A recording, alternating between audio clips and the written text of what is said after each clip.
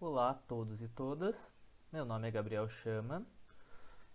Hoje eu estarei aqui por convite da minha colega Bárbara, falando um pouco sobre o meu TCC, a influência do marxismo-leninismo nos discursos do Fidel Castro pós-revolução, 1959.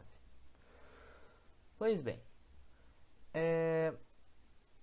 eu não estarei me atendo muito à explicação da questão teórica, da metodologia de história e tudo mais, porque eu acredito que esse vídeo será dedicado mais a vestibulandos, a pessoas que não se interessam tanto pela essa parte metodológica de história, um público um pouco mais leigo. Então eu estarei fazendo um compilado mais geral sobre os temas. E os temas, como apresentados aqui no título do trabalho, são marxismo, leninismo, ou seja, as ideias de Lenin e as ideias de Marx. As ideias de Lenin, consequentemente, Revolução Russa.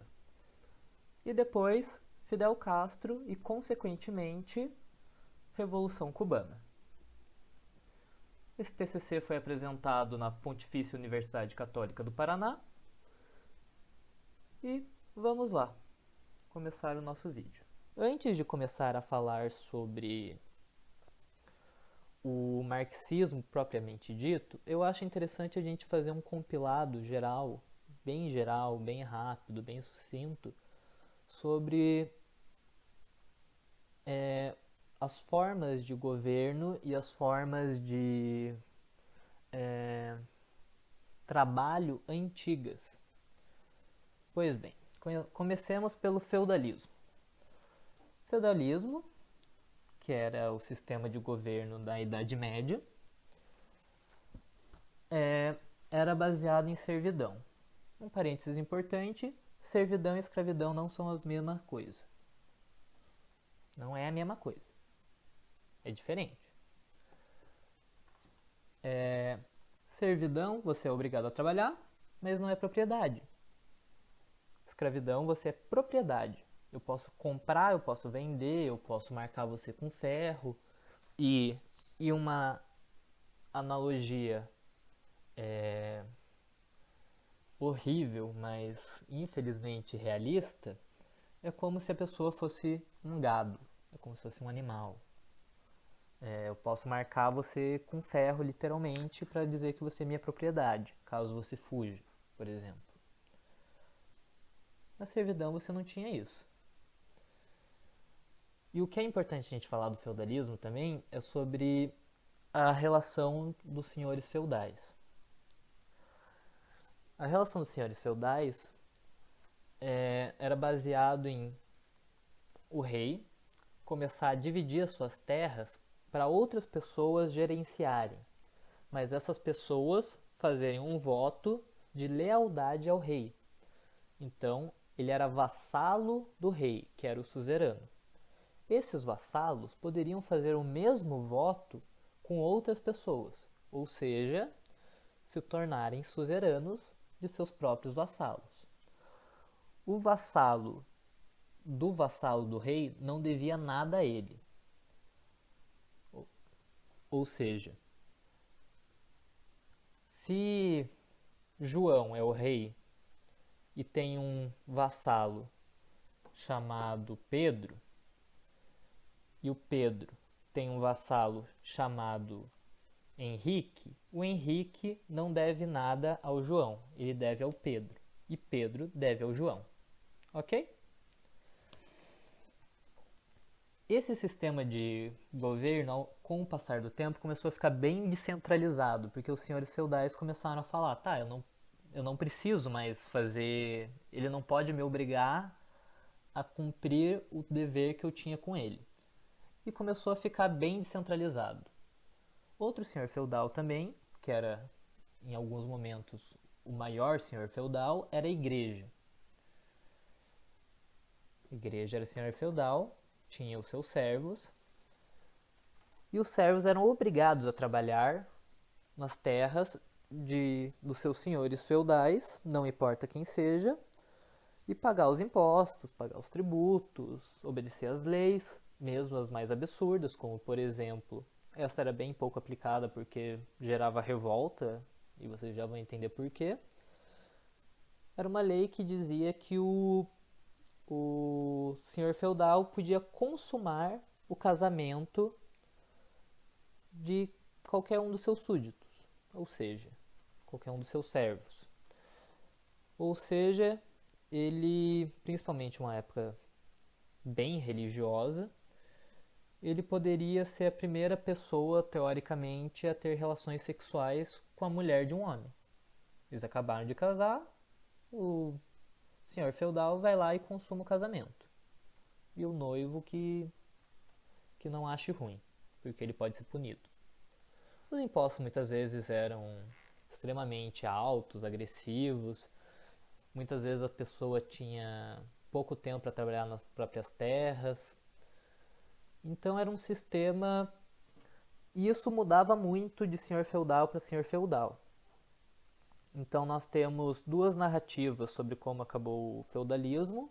Uma era que os capitalistas, os burgueses, porque em cada lugar eles tinham um imposto diferente para pagar, eles se revoltaram contra isso, ajudaram os reis a centralizar o poder para ter um imposto único e ficar mais barato para os capitalistas fazerem os seus negócios.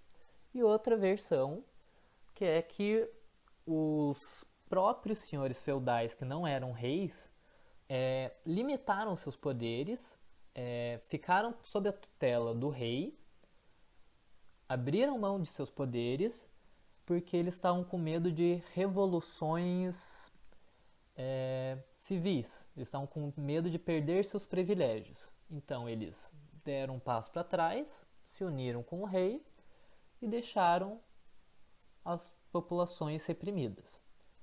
Quando isso aconteceu, aconteceu o mercantilismo. Só um pouquinho. Sobre esses duas vertentes, elas são paralelas, elas não se cruzam muito, e as duas são aceitas na historiografia, porque não existe certo e errado em história. Existe estudo, existe provas, você tem que se basear em alguma coisa concreta para chegar em um resultado, mas podem ter duas teorias diferentes sobre o mesmo assunto, sobre um mesmo fim. Duas respostas para uma pergunta. Enfim. Chegando no mercantilismo, o Estado já estava mais concentrado. E ele bolou uma maneira de fornecer, de delimitar como seriam exploradas terras ou propriamente produtos pela maneira de monopólios. Então eu dava um monopólio para você. Então, Pedro agora pode explorar açúcar. João pode negociar mercadorias têxteis. Henrique poderia trazer especiarias. Monopólio muitas vezes não era só de uma pessoa, podia ser de poucas pessoas, mas mesmo assim era limitado. Quem era de fora desse grupo ou dessa única pessoa, quem não era essa pessoa, não poderia fazer. Um exemplo de monopólio que nós temos até hoje, por exemplo, é a Sanepar. Você não pode contratar uma empresa de fora para abastecer a sua água. Você tem que necessariamente a água da sua casa. Você tem que necessariamente contratar a Sanepar e pagar o que ela está pedindo. Você pode colocar uma caixa d'água de captação da chuva, tal, mas não tem nenhuma empresa que faça o trabalho da Sanepar. Ok? Com o passar do tempo, um grupo, os capitalistas que já existiam no feudalismo e que foram ganhando forças, começaram a fazer as suas revoluções, porque eles começaram a ficar muito ricos. Então tinha, por exemplo, burguês que era mais rico que rei, literalmente. Eles emprestavam dinheiro para reis. Eles financiavam guerras. Então começou a surgir as revoluções revoluções burguesas. A inglesa, a francesa, que é a maior, a mais conhecida pelo menos, e a mais conhecida porque era no centro do absolutismo, e também a dos Estados Unidos. A independência dos Estados Unidos é considerada uma revolução burguesa. E feita a revolução burguesa, os burgueses vão colocar um sistema de governo que era favoráveis ao modo que eles pensavam, que era o esforço, de novo, esse tudo que eu vou apresentar aqui é só no campo teórico. Se era assim que acontecia, se não era, é outra história. Que era baseado no esforço pessoal.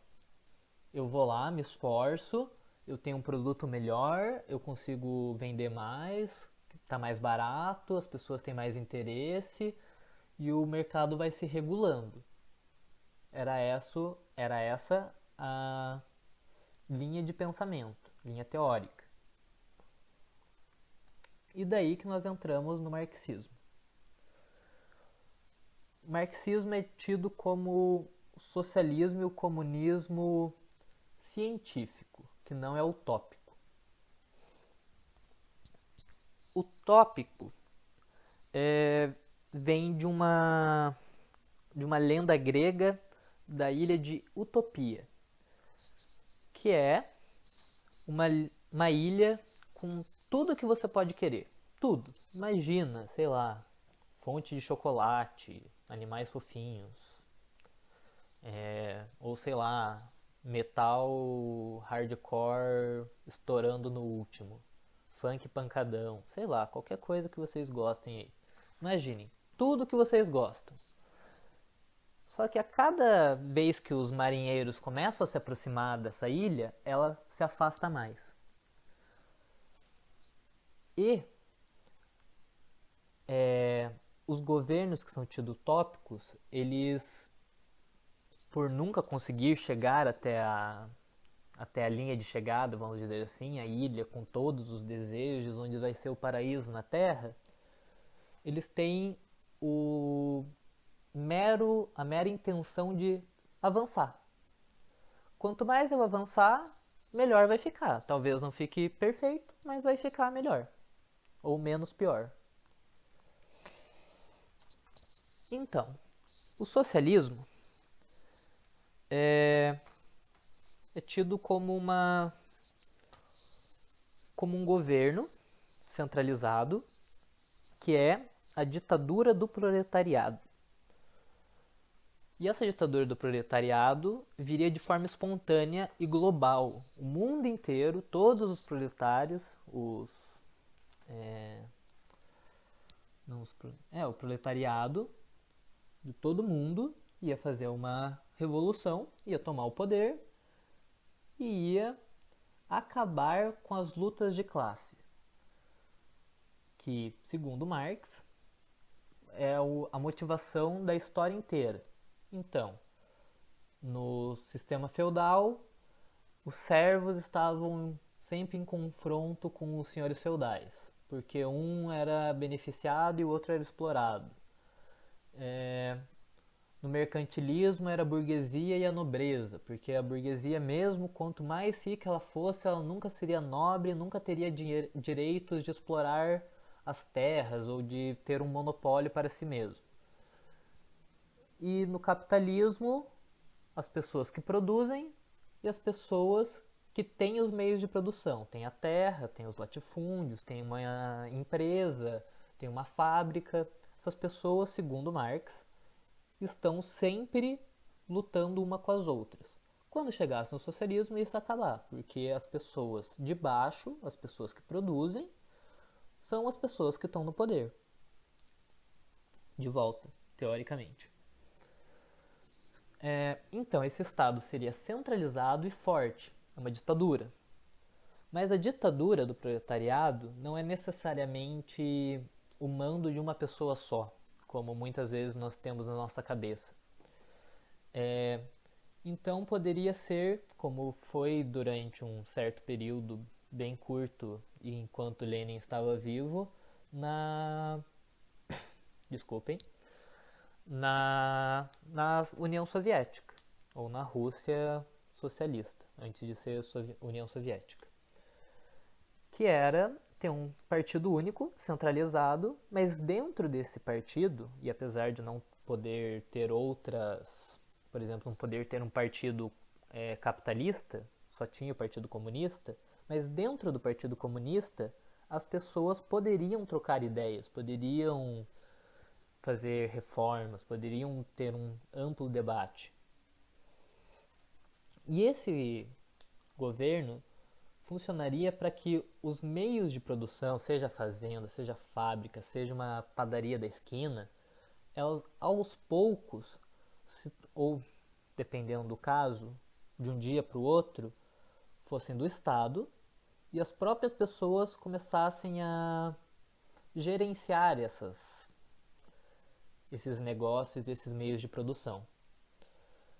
Então as pessoas mesmo teriam a consciência que para eu comer, eu preciso, muitas vezes, que alguém faça comida, produza comida, e que transporte a comida, e que venda comida, ou pelo menos distribua comida em mercado, panificadora, lanchonete, hamburgueria, sei lá. Então eu dependo das outras pessoas, eu dependo do lixeiro para tirar o meu lixo, porque senão, se deixar o lixo acumulando, atrai inseto, atrai doença, atrai rato. E na Idade Média, um terço da sociedade europeia morreu de peste bubônica, ou peste negra, que é justamente as pulgas dos ratos que é atraído com a sujeira. Então, porque não tinha encanamento e porque as pessoas jogavam as fezes para fora da janela e acumulavam lixo. Então é necessário que venha alguém aqui na minha porta e pegue o lixo da minha casa. É necessário que, se a minha privada entupir, venha alguém e desentupa. Então as pessoas precisam uma das outras. E é por isso que elas não deveriam ganhar absurdamente diferente uma da outra. Então existiria uma noção de igualdade. As pessoas ainda teriam que correr atrás. Então, por exemplo, meu sonho é ser médico. E eu fiquei a minha vida inteira estudando medicina para ganhar, fiquei 10 anos estudando para ganhar a mesma coisa que uma pessoa que nunca estudou, que só faz, sei lá, faz um serviço um pouco mais simples. Não, as pessoas ganhariam de acordo com o investimento de tempo que elas tiveram e com as horas trabalhadas. Só que esse sistema de governo preveniria que, por exemplo, como no Brasil, existisse pessoas que passam fome e pessoas que andam de jatinho particular. O socialismo só seria atuante por um período de tempo. Ele não é determinado, mas ele é transitório, porque aos poucos as pessoas tomariam a consciência dessa necessidade mútua entre elas. Então, aos poucos, o Estado começaria a se comer por dentro, vamos dizer assim. Ele começaria a acabar. Então, eu não preciso mais regular as pessoas mesmo começariam a se regular. E isso aconteceria provavelmente. Marx não deixa muito claro como isso ia acontecer. Ele morreu durante o trabalho dele. E ele deixa várias janelas abertas, que depois as pessoas tentaram preencher, muitas vezes até mesmo distorcendo o que ele dizia. Eu coloquei um pequeno o anarquismo ali do lado direito para explicar bem brevemente que o anarquismo seria você chegar no comunismo sem o socialismo. Você simplesmente acabar o Estado porque as pessoas já têm essa noção que seria adquirida durante o socialismo, da dependência de uma outra, e que as pessoas, quando acabassem a burguesia, elas iam socializar todos os meios de produção e tudo ia dar certo. Esse é o que pensam os anarquistas. Então vamos começar agora a falar sobre Lenin, Vladimir Lenin. Lenin, ele tinha uma ideia um pouco diferente do que Marx falava. Ele distorceu um pouco o que Engels falou em uma carta e assumiu como verdade absoluta, que esse é um dos grandes problemas de quando você segue cegamente qualquer uma dessas ideologias que eu falei agora. Ele tinha a noção que para chegar à revolução não poderia ser espontâneo. Os próprios a própria classe operária ela não ia conseguir chegar sozinha lá. Você precisaria treinar um corpo revolucionário, profissional.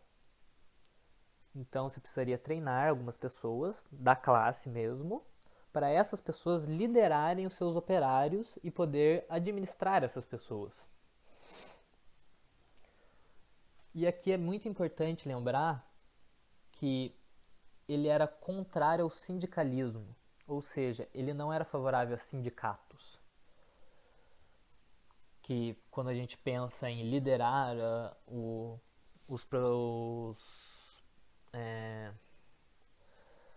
as classes mais baixas, os trabalhadores, nós muitas vezes pensamos que seriam por sindicatos. Não. As pessoas, alguns pensadores mais radicais de esquerda, acham que sindicato é uma forma da burguesia conseguir manter as pessoas quietas. Então eu vou lá, protesto, a burguesia vai lá, me atira migalha, sei lá, eu corto, em vez de você trabalhar 16 horas, agora você trabalha 12. Eu queria trabalhar 8. Não, mas 8 não. Vamos fazer a concessão dos dois lados, você vai trabalhar 12. E, ok, já é menos do que eu estava trabalhando antes. Então eu vou ficar quieto por mais um bom tempo. É isso que ele acredita que é sindicalismo. Então ele é contrário. Ele é a favor de pessoas dentro e que são revolucionárias, que querem acabar com o capitalismo, liderarem grupos pequenos de proletários para poder ter como eu posso dizer, para poder ter uma organização, para poder ter uma orientação mais explícita.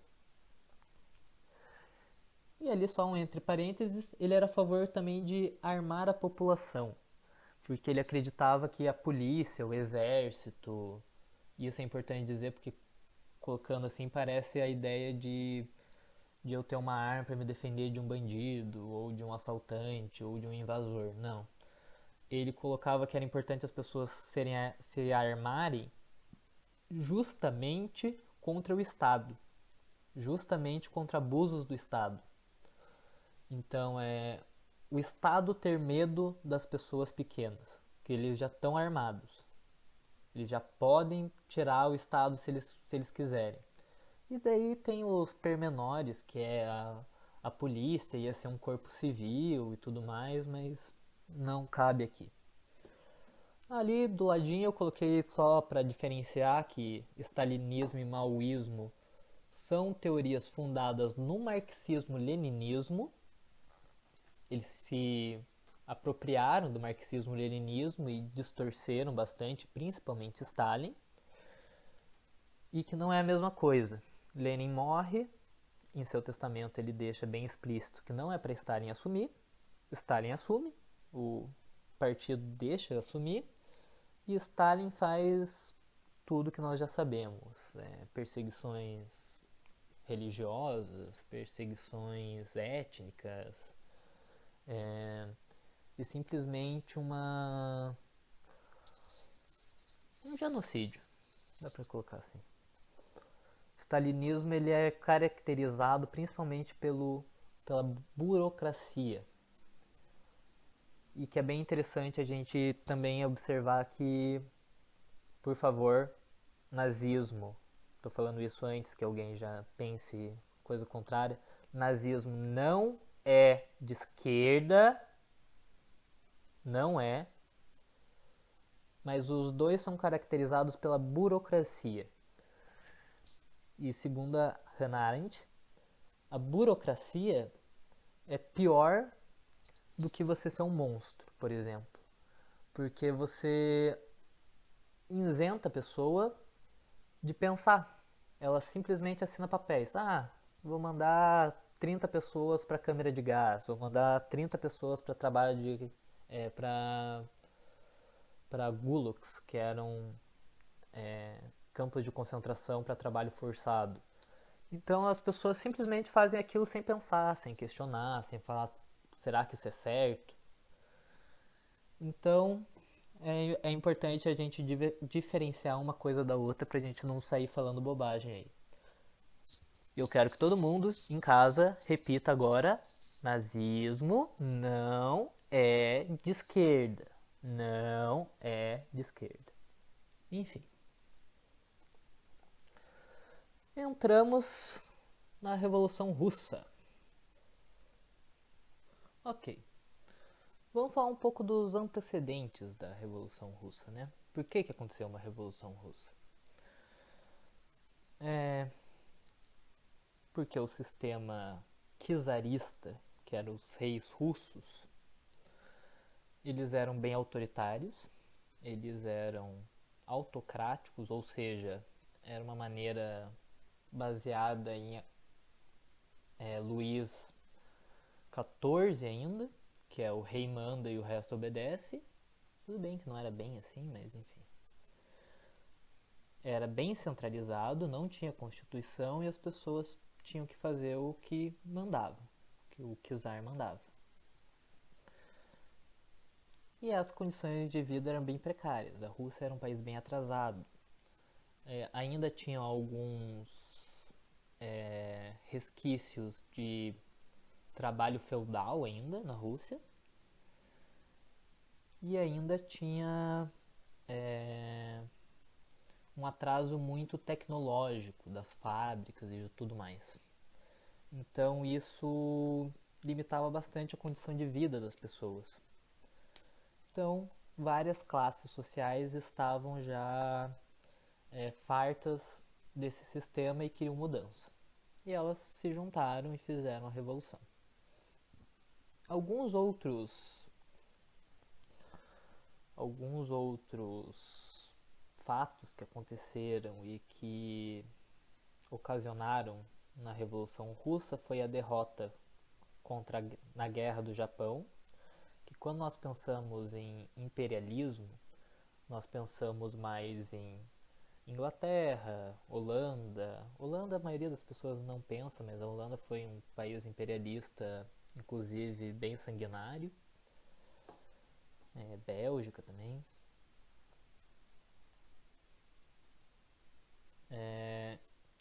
E não pensamos na Rússia. Nós não pensamos na Rússia. Mas a Rússia era sim imperialista, os Estados Unidos também. Mas isso é outra conversa. E a Guerra do Japão foi justamente quando a Rússia, que expandia o seu império para o leste, entrou em colapso com o Japão. Tentou dominar o Japão e perdeu. E a Rússia até então era vista como uma superpotência, pelo tamanho dela, por conquistar vários povos. A Rússia é um país, sim, multicultural. Tem várias culturas dentro da Rússia, tem vários povos dentro da Rússia. Ela perdeu contra o Japão e as pessoas ficaram descontentes, porque você foi para uma guerra, você perdeu familiares e você não conseguiu ter aquilo que o seu país foi procurar. E também porque se você é uma pessoa que tem o poder absoluto, você tem que se mostrar forte. Você não pode errar. Você não pode perder uma guerra. Isso te mostra como fraco. As pessoas começam a achar que você não é tudo aquilo. vamos dizer assim. O que foi uma das causas da Revolução de 1905. A Revolução de 1905 foi ocasionada principalmente pelo Domingo Sangrento, que foi quando as pessoas... A Guerra do Japão foi em 1904, tá bom? Quando as pessoas em 9 de janeiro de 1905 foram pacificamente, simplesmente entregar uma petição ao czar. Falar, ó, a nossa condição de vida não está muito boa, nós queremos que você mude aqui, faça um ajustezinho aqui, coloque uma coisinha lá. As pessoas cantando, mulheres, crianças, numa passeata, foram entregar essa petição para o czar. E o czar não estava em casa no momento, foi um tio dele que fez isso, que era um dos tios que influenciava mais ele na política e que era bem autoritário. Ele mandou abrir fogo contra a população. E depois de abrir fogo contra a população e as pessoas estavam tentando fugir, ele mandou a cavalaria com espadas para matar as pessoas.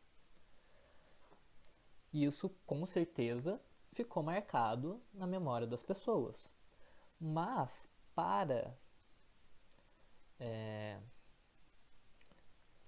E daí gerou a revolta, por exemplo, da tripulação do encouraçado Potemkin, que era um navio de guerra que se rebelou contra o czar.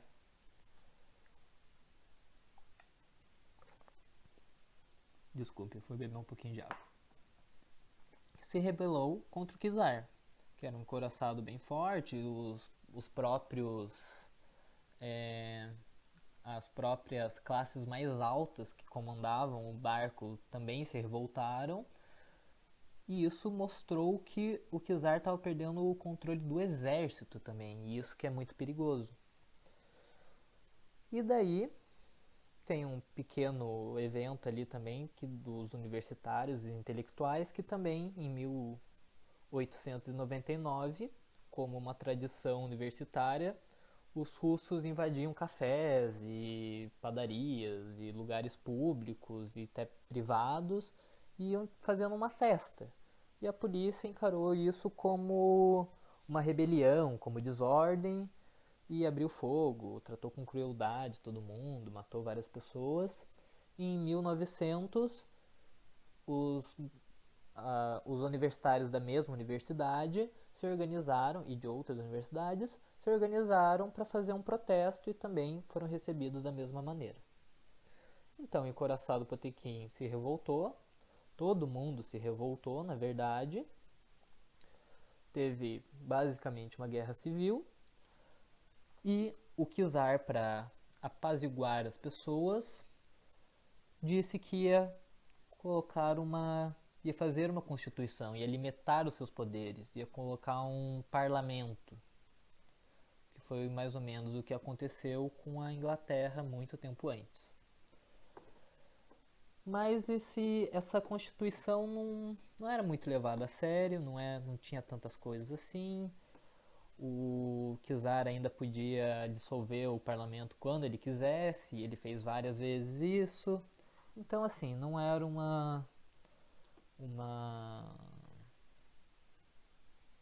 algo muito eficaz e muito prático. Mas com isso, os exilados políticos puderam voltar, inclusive Lenin e vários outros dos seus futuros compatriotas, vamos dizer assim, da nova União Soviética, a antiga União Soviética, mas nova União Soviética nesse contexto. Enfim. E, claro, a Primeira Guerra Mundial. A Primeira Guerra Mundial tem dois efeitos. O primeiro é de acalmar a população russa. Isso bem no primeiro momento. Porque as pessoas encararam como, beleza, estão atacando o nosso país, agora não é momento de ficar com picuinha aqui dentro, vamos segurar as pontas. Só que, como já disse, a Rússia não era desenvolvida. ela não tinha armamento suficiente, ela não tinha meios de transporte suficientes para entrar na guerra, ela não tinha infraestrutura para entrar nessa guerra. E começou a ter muitas baixas, as pessoas começaram a morrer de penca. E como todos os outros países também da Primeira Guerra Mundial ficariam surpresos, a guerra não acabava nunca. Ela demorou muito mais tempo do que deveria ter durado. E logo, logo, as pessoas foram começando a ficar fartas da guerra, começando a ficar revoltadas com a falta de comida, com as mortes e pedindo o fim da guerra. E daí entramos propriamente na Revolução.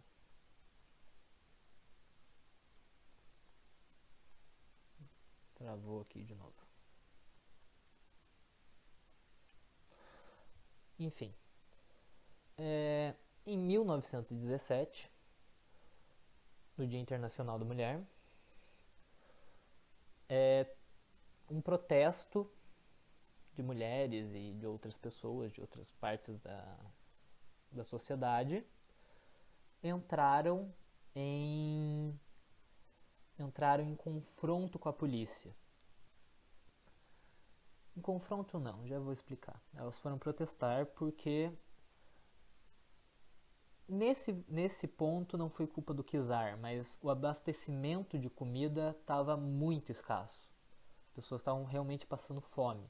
Mas isso se deu a um inverno particularmente rigoroso em 1916 e em 1917. Mas as pessoas não tinham essa consciência e também não existia essa abertura.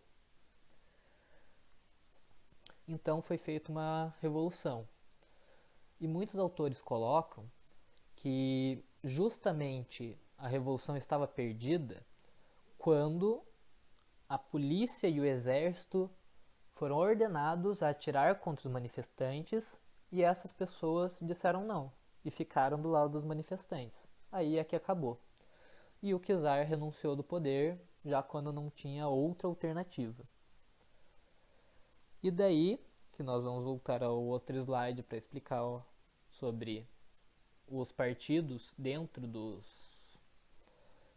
da Revolução Russa ou das revoluções russas, porque também nós podemos falar que foram duas, como também na Revolução Francesa, que foram várias seguidas. Enfim, existiam dois grupos da esquerda, que era menchevique, a minoria, e bolchevique, a maioria. É comum a gente trabalhar, principalmente no ensino fundamental e no ensino médio, que eles eram tidos como minoria e maioria porque um representava a burguesia pequena da Rússia e a outra a classe operária. Mas não foi bem assim. Esses partidos surgiram, na verdade, em uma votação dentro do partido clandestino da Rússia, dos comunistas, do Partido Social Democrata, que os mencheviques na ocasião eram minoria e os bolcheviques na ocasião eram maioria e ganharam sobre uma disputa bem pequena, se a gente for olhar. Os bolcheviques e Lenin, no caso, porque Lenin é o grande cabeça dos bolcheviques, ele era a favor que para você ser propriamente do partido, você devia estar 100% a todo momento fazendo campanha e estando junto com o partido e acompanhando todos os congressos, mesmo que fossem todos os dias do ano, você tinha que estar lá e tinha que estar participando, e os mencheviques achavam que isso era um exagero e que não precisava de tanto rigor. Os bolcheviques ganharam, houve essa divisão e ficou conhecido assim. Mas essa divisão também foi feita, eu acho, acredito eu, que depois da tomada de poder dos mencheviques. porque eles foram os primeiros a tomar o poder em fevereiro de 1917 e eles eram a favor de implantar o capitalismo, depois o socialismo e depois o comunismo. Como nós vimos, Marx era a favor que todas as sociedades, ele acreditava que todas as sociedades do mundo passariam por aquelas etapas. E a Rússia ainda não estava, ela estava ainda na época moderna, ou em algumas partes até anterior. Então eles eram a favor, tá, a gente planta o comunismo, a gente continua na guerra, o que já não foi bem visto pela população, e depois a gente implanta o comunismo. Eles queriam se manter na guerra para tentar ganhar mais terras para conseguir ser mais estável o país. Mas a população estava cansada disso e também eles deixaram o czar e a família deles vivos. E o que também não foi assim a decisão melhor vista, vamos dizer assim. O governo continuou na guerra, continuou com todas as dificuldades que estava antes, a população continuou se revoltando, continuou achando ruim tudo que estava acontecendo, continuou, enfim, uma situação bem complicada. Daí os mencheviques pediram ajuda aos bolcheviques. E os bolcheviques simplesmente tomaram conta do governo, porque eles que, como aqui atrás nós vimos, eles eram mais organizados, os revolucionários eram mais profissionais. Então, eles tinham realmente uma capacidade de administração um pouco melhor. Eles tinham uma noção que não dava para ficar em uma política capitalista no meio de uma guerra, de uma crise tão grande, que tinha que fazer economia de guerra e todas essas coisas. E a população foi bem mais pro lado deles. Eles mataram a família inteira do czar, inclusive as crianças, criança pequena, tudo, fuzilaram outros nobres, tudo mais. Mas eles adotaram os generais czaristas, até generais que tentaram depois fazer uma contra-revolução. Eles tiraram a Rússia da guerra, inclusive Lenin chega à Rússia em 1917, já depois da Revolução já quando os mencheviques estavam no poder, com a ajuda da Alemanha. A Alemanha sabia que se eles mandassem Lenin para lá, ele ia desestabilizar o poder ali, mesmo que fosse por uma guerra civil, e eles sabiam que ele era favorável a tirar a Rússia da guerra. Ele era favorável a isso não só porque a população estava exigindo. Ele era favorável a isso porque ele acreditava que a guerra estava colocando operário contra operário, pobre contra pobre, o que era contra a doutrina marxista. Mas Lenin tentou implantar direto o socialismo. Ele via como essa brevíssima revolução menchevique como o estágio de capitalismo.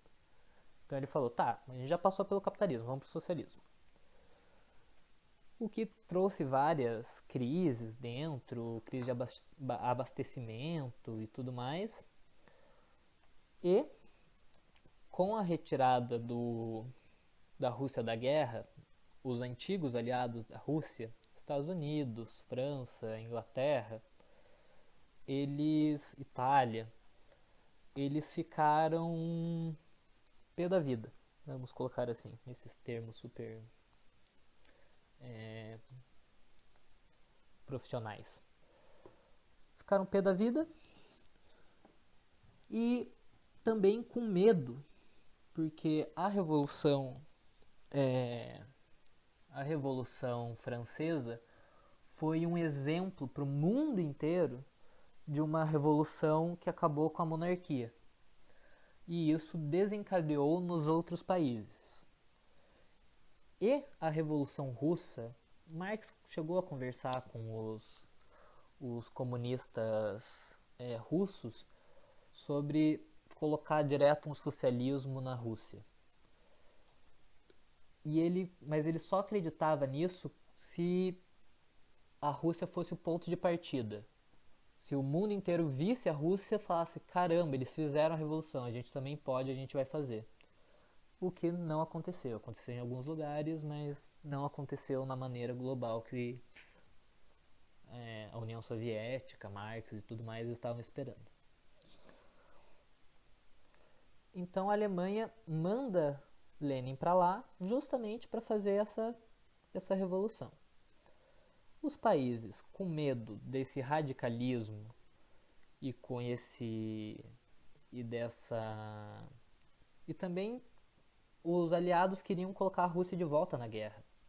Então eles tentam fazer uma contra-revolução. Então eles pegam os setores da sociedade, mesmo camponeses que acreditavam na divindade do czar, ou nos generais, na família real, nos parentes reais que ainda estavam vivos. Eles acreditavam que eles poderiam colocar de volta algum parente do czar no governo da Rússia. Porque na Europa todo mundo era parente, inclusive o rei da Rússia e o rei da Inglaterra eram primos. E o rei da Inglaterra se recusou a mandar um resgate para retirar o czar e a família deles lá da Rússia, porque os mencheviques falaram, tá, a gente tá com eles aqui, vem pegar. E eles falaram, não. Daí, depois que eles morreram, eles se arrependeram, né? Um pouco tarde, mas enfim.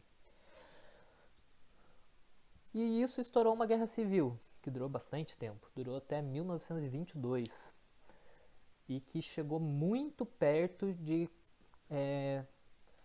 concretizar a contra-revolução, mas por milagre, por erros estratégicos de um lado, acertos estratégicos do outro, ou se, não sei, se os bolcheviques eram realmente tão à frente assim eram tão bem estudados assim, eles conseguiram ganhar a guerra contra várias potências, contra várias, enfim, contra forças que teoricamente eram bem maiores que eles. Seria como, sei lá, Paraná ganhar do Real Madrid, assim. Tipo, não era muito. Ou o Vietnã ganhar dos Estados Unidos, né? Então a gente sabe que na história muitas vezes acontecem coisas que teoricamente não era para ter acontecido.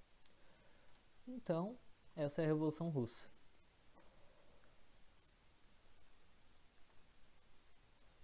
Muitas pessoas colocam Fidel Castro como uma pessoa que seguiu o leninismo, e foi isso que eu tentei trabalhar no meu TCC.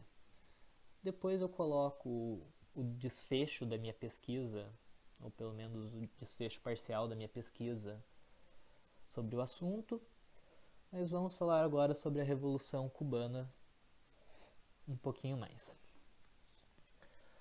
Tá, os antecedentes da Revolução Cubana. Cuba, uma ilhazinha bem pequena, era uma colônia da Espanha. A Espanha também tinha escravos, tinha um sistema colonial bem parecido com o Brasil.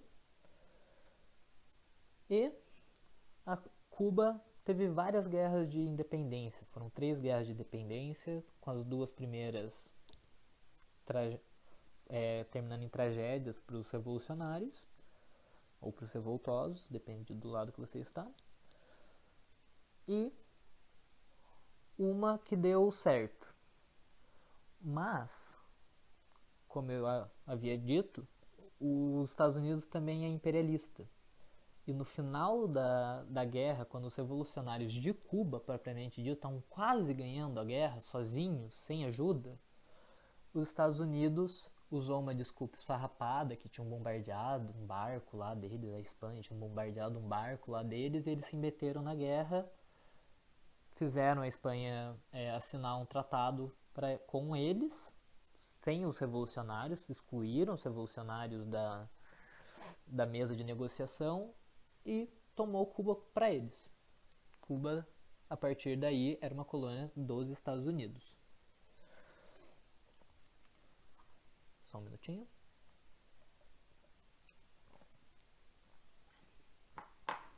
Nesse tratado, os Estados Unidos deixou bem claro que ele poderia interferir, porque os Estados Unidos ele nunca coloca como colônia, que essa ilha é minha colônia. Ele coloca como protetorado, coloca como, por exemplo, Porto Rico, Panamá, todos esses países ainda são meio que colônias dos Estados Unidos, mas com um nome diferente. Mas eles podem interferir quando eles quiserem.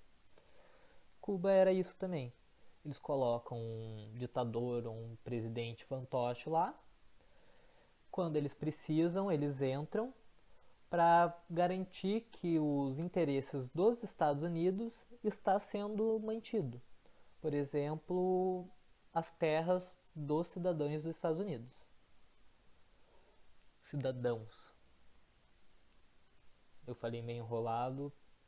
Cidadãos. Enfim. E não mudou muita coisa, porque esses governantes fantoches eram corruptos, eles sempre favoreciam os Estados Unidos. Cuba era basicamente uma colônia de férias para os Estados Unidos, onde você podia fazer tudo que não podia fazer nos Estados Unidos. Ele era como se fosse uma Las Vegas numa ilha tropical. Então, cassino, máfia, prostituição.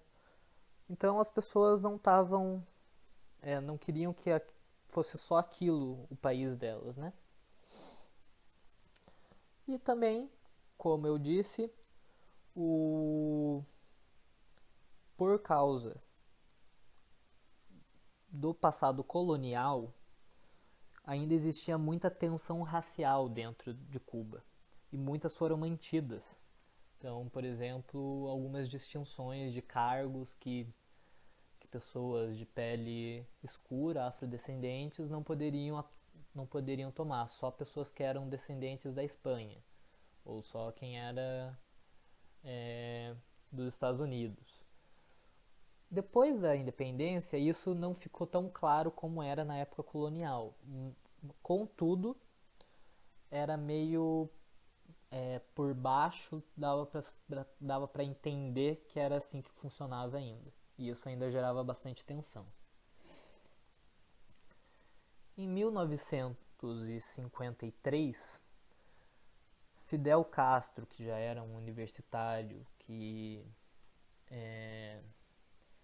era agitado em revoluções, em revoltas e tudo mais, ele junta um grupo de companheiros para tentar dominar um dos principais quartéis de Cuba, que é o quartel da Moncada.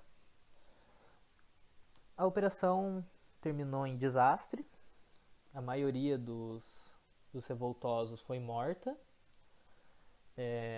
Fidel Castro, Raul Castro, que é o irmão dele, conseguiram sobreviver, eles fugiram e daí eles se entregaram para alguns policiais que não participaram não estavam na linha direta de confronto, porque esses policiais, quando capturavam, eles executavam as pessoas. Eles se entregaram para esses policiais que não estavam nos conflitos e eles foram presos. Mas o ditador Batista, Fulgêncio Batista, ele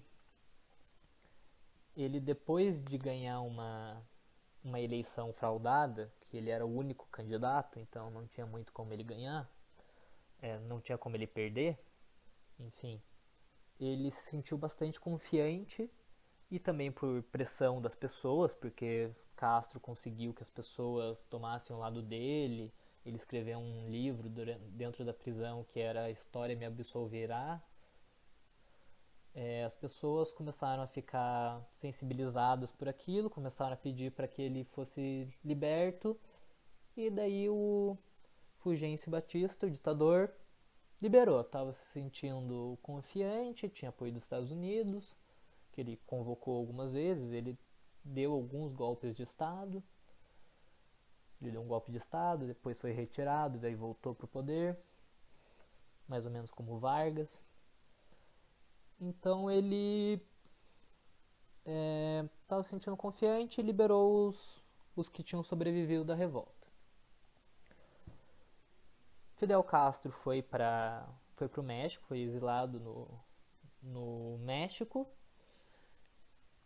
e depois foi para os Estados Unidos, onde ele teve apoio de treinamento militar de um general espanhol e de várias pessoas da esquerda dos Estados Unidos e do México, onde eles deram tanto dinheiro como armamento, como munição, enfim, eles deixaram eles preparados. E ele partiu com, se não me engano, eram 80 revolucionários para Cuba, em um barquinho pequeno.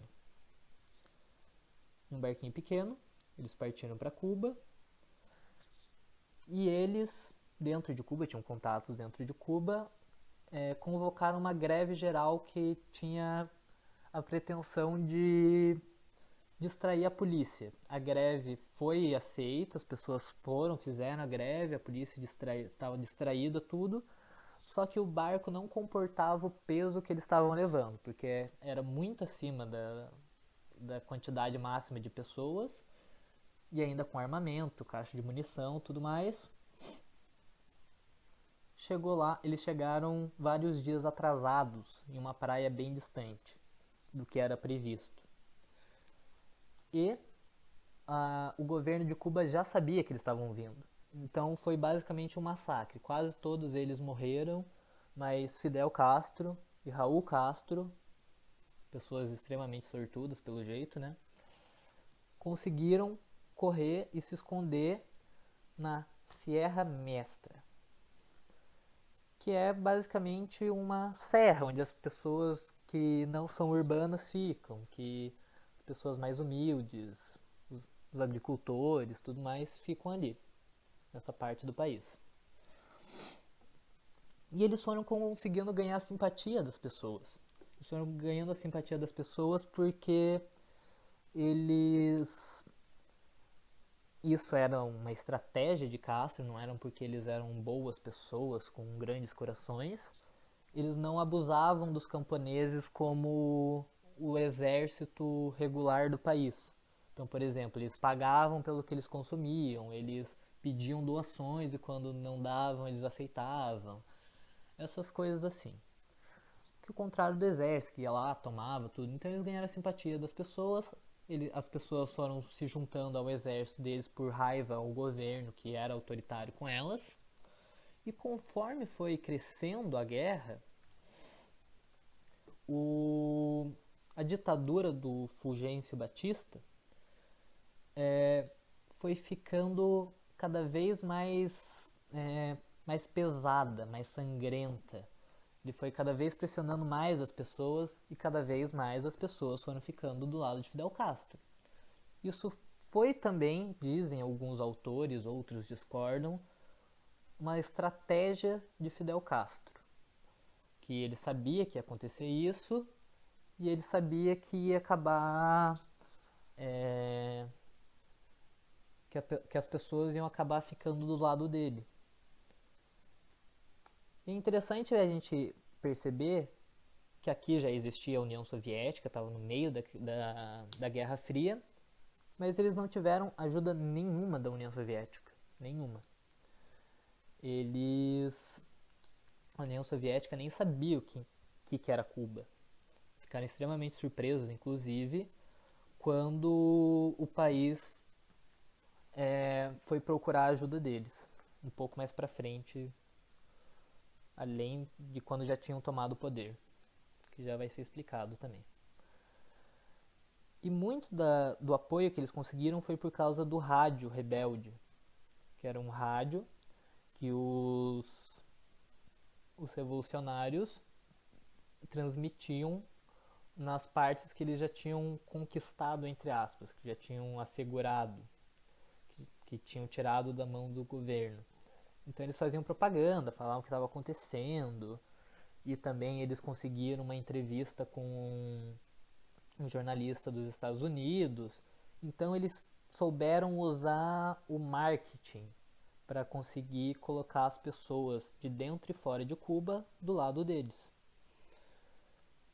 E até que em 1958 o país já se encontrava dividido.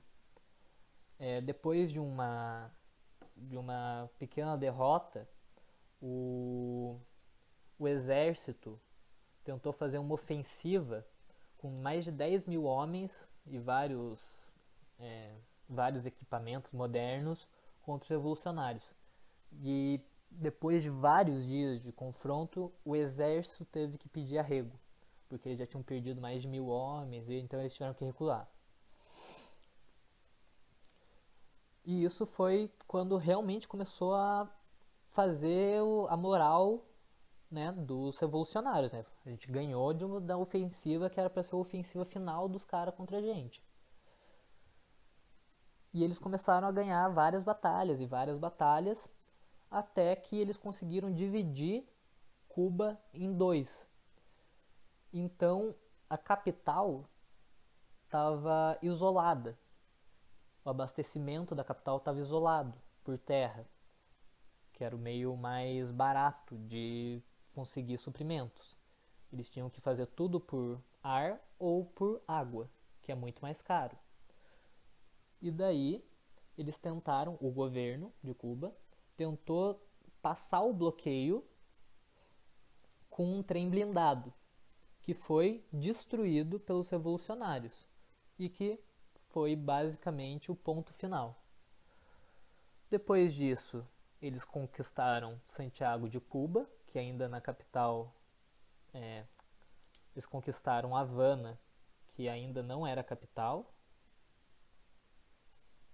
Desculpem, não era capital. Eles transformaram depois Santiago de Cuba na capital do governo revolucionário e depois voltaram para Santiago, tá certo. Eles isolaram Havana, conquistaram Santiago e depois conquistaram Havana. Engraçado que eles conquistaram literalmente no Ano Novo. Fulgêncio Batista fugiu para os Estados Unidos na madrugada do dia 31. E o governo se declarou realmente vitorioso em 1º de janeiro de 59. Bem curioso, eu acho, pelo menos. Então, nesse ponto, os Estados Unidos mesmo já tinham parado em 58, os Estados Unidos já tinham parado de fornecer tanta ajuda pro Batista. Eles já não acreditavam mais no governo deles e eles foram um dos primeiros a reconhecer Cuba como Cuba revolucionária como um governo propriamente dito. Tem que reconhecer, os países internacionalmente tem que reconhecer um país para ele realmente se tornar um país. E eles reconheceram. Então o que mudou? Mudou que Castro quis fazer algumas reforma agrária, tudo mais. Reforma agrária é coisa de comunista. Primeiro que não, porque reforma agrária está, inclusive, na teoria de Adam Smith, se uma terra podia estar sendo usada de uma forma mais rentável, ela tem que ser dividida. E os Estados Unidos, quando no final da Segunda Guerra Mundial eles ocuparam o Japão, eles fizeram uma reforma agrária lá. E, inclusive, a reforma agrária de Cuba, ela propunha um pagamento proporcionalmente maior de juros pelo tempo para pagar o terreno que eles se apropriaram e em menos tempo. Então, não faz sentido falar que eles eram comunistas. Cuba se tornou socialista porque, no meio da Guerra Fria, Castro teve que pedir ajuda para a única pessoa, para o único país, para o único estado que tinha cacife para enfrentar os Estados Unidos, porque os Estados Unidos fez um bloqueio comercial com Cuba e todos os aliados também, os aliados dos Estados Unidos. Foi aí que Cuba, em 1961, principalmente, começou a ter conversas mais regulares com a União Soviética, até que chegou a crise dos mísseis, também em 1961. Então é isso, gente. Não cabe mais a gente ficar aqui falando de toda a União Soviética ou de todo a Revolução Cubana. Era só realmente quando tomam o poder, é uma coisa bem geral aqui. E uma coisa que tem que ser dita é que nenhum desses países, se nós formos observar, estavam preparados para o socialismo. Marx, quando ele escreve na Alemanha, e isso é uma coisa importante também porque a classe média que Marx critica e que fala que tem que acabar é a alta burguesia, porque no contexto que ele escrevia tinha os nobres, porque a Alemanha ainda era um sistema com um Kaiser, e as outras pessoas. Então, as pessoas da classe que não eram nobres, que ficavam muito ricas, elas conseguiam chegar a um ponto que elas não eram mais camponeses, pobres, que não tinham como se proteger e tudo mais, mas eles ainda não tinham títulos de nobreza. Então, eles ficavam entre essas duas classes. Por isso, classe média. É muito diferente do conceito que nós temos de classe média hoje, por favor. Se você tem um Honda, você não é classe média, segundo Marx.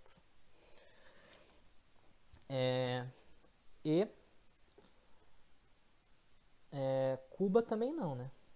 Cuba era menos ainda. E Marx falava sobre a Inglaterra. O maior exemplo que Marx usava para descrever um país ideal para entrar na fase socialista era a Inglaterra. Hoje seria os Estados Unidos, que é o maior produtor e tudo mais. Então é isso. Eu espero que vocês consigam aproveitar essa videoaula. Se der certo e tiver retornos bons, eu talvez faça sobre o resto da União Soviética e da Guerra Fria, mas não é uma promessa. E agora, para acabar, umas dicas de leitura. Do lado esquerdo, do seu lado esquerdo, na tela, tem os livros que são um pouco mais gerais sobre esses dois assuntos, mas que são muito bons. A História Concisa da Revolução Russa, Richard Pipes. A Revolução Cubana, Luiz Fernando Ayerbe. E Cuba, uma nova história, Richard Gott. São livros mais gerais. Esse Cuba, uma nova história é um livro um pouquinho mais completo, um pouquinho maior. É um livro muito bom. Se você é de Curitiba, não nos tempos que nós estamos agora, mas a biblioteca tem, da última vez que eu vi, tinha 2 ou 3 exemplares desse livro, é muito bom. Esses são os livros mais gerais. E na direita tem uns livros mais, realmente mais densos e elaborados. Esse Rumo à Estação Finlândia é sobre os outros socialismos até chegar em Marx e depois em Lenin. Ele vai fazendo um caminho bem interessante até chegar no leninismo. Ali tem uma biografia de Lenin, uma biografia de Stalin, que eu achei bem interessante. Depois temos A Era do Extremo, de Eric Hobsbawm, que, segundo ele, é um livro para leigos e para não necessariamente historiadores, mas mesmo assim é um livro que eu acho bem complexo. E ali, Os Bolcheviques, de Adam B. Ulan, que é um livro que trabalha bem a construção do Partido Bolchevique. ele pega é, ele pega desde da fundação, ele explica também um pouco mais elaboradamente o marxismo e ele trabalha até a conquista de poder, tudo. É um livro para quem se interessa mais sobre o partido bolchevique propriamente dito ou sobre a política ali da Rússia um pouco antes da revolução. É bem mais contextualizado do que o que nós apresentamos agora, inclusive. E esse aqui são todas as referências bibliográficas que eu utilizei no meu TCC. Deem uma olhada aí, talvez vocês se interessem por alguma coisa. E é isso. Muito obrigado, espero que tenham aproveitado.